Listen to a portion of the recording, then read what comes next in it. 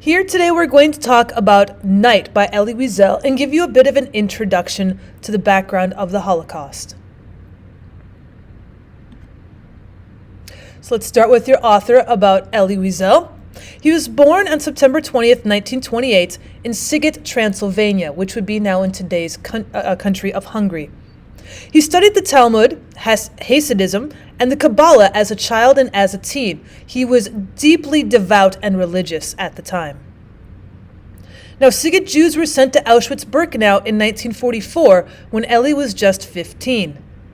He was 16 when the war was ended, and then he was released.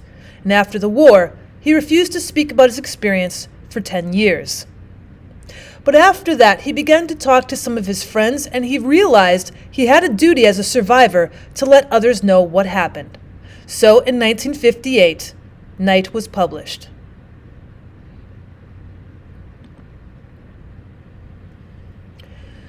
Elie married another Holocaust survivor, Marion Rose, in 1969, and he became a professor of humanities at Boston University in 1976. Just some of his many honors and awards are the Nobel Peace Prize, the Freedom Cup Award, Jacob Javits Humanitarian Award, the Medal of Liberty. He was also inducted into the Academy of Achievement. And he's continued to write and speak for peace and for human rights around the world. So let's start off with our introduction into his book Night by asking, what was the Holocaust?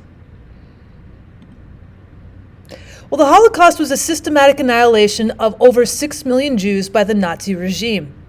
By 1945, 2 out of every 3 European Jews had been killed. Other victims in this annihilation also would include gypsies, the handicapped, homosexuals, political dissidents, and even Soviet prisoners of war.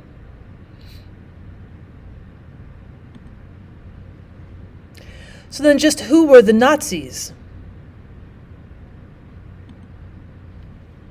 Well, the Nazis stood for the National Socialist German Workers' Party. They were anti-communist, they were anti-Semitic, and they were a fairly racist and very nationalistic group that originated in Germany.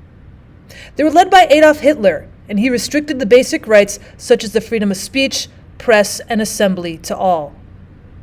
This then established a dictatorship.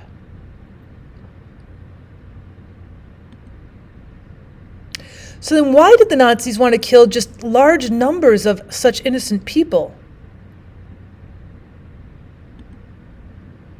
Well, the Nazis believed that the Germans were to be racially superior, and therefore they looked at the Jews, the Gypsies, and the handicapped as a threat to the biological purity of the German race. Now, Jews were blamed for the defeat in World War I, and then the economic problems that came immediately after World War I hit Germany very hard, and the spread of communism from the Soviet Union as it came east into Germany was also a big blame.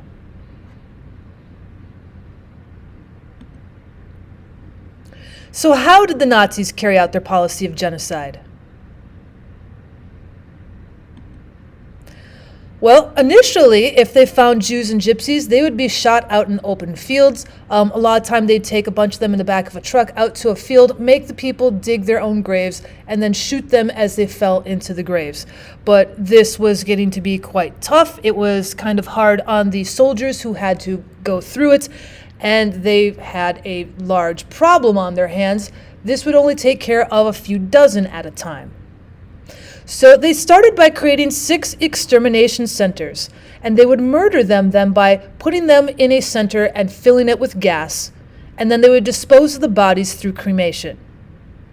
Now, victims that were deported to these centers from Nazi-established ghettos in Eastern Europe would come into these 6 major extermination centers, and many died if they were allowed to live long enough before they went into the extermination center.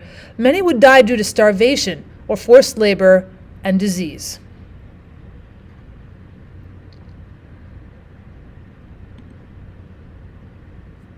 So how did the world respond to the Holocaust?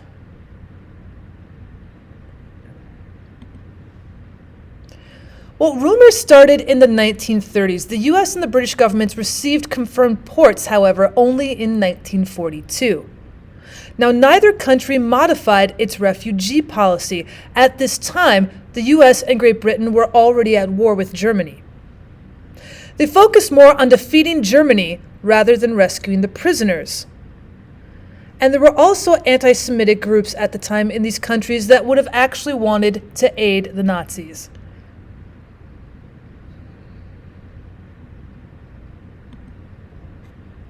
Lastly, let's look at the themes you're about to see in Elie Wiesel's Night. A man's inhumanity to man, as we've been talking about what the Holocaust was and the cost of the millions of people's lives, you're going to be seeing the idea of the inhumane reasonings as to what one person can do to another. You got to ask yourself, why are humans capable of such cruelty to each other? The second one is survival, because you are watching Elie survive throughout all 9 chapters. So how far are humans willing or even capable of going in order to survive? Next is the loss or questioning of faith. Pay attention to how Elie's experiences caused him to question his faith in God. And then, of course, family. Pay attention to Elie's relationships with his family, especially his father, and how those relationships change as the Nazis separate them.